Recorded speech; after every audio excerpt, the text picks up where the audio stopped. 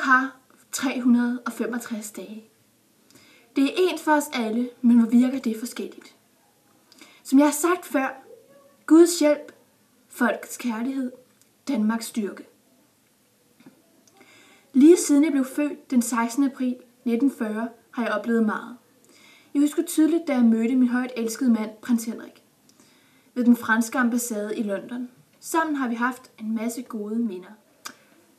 Vi blev gift i 1967, og kun et år senere fik vi vores ældste søn, kronprins Frederik. Min anden søn, prins Joachim, adskiller sig også kun et enkelt år fra sin bror. En af de mest mindeværdige oplevelser i mit liv har været min kroning i 1972.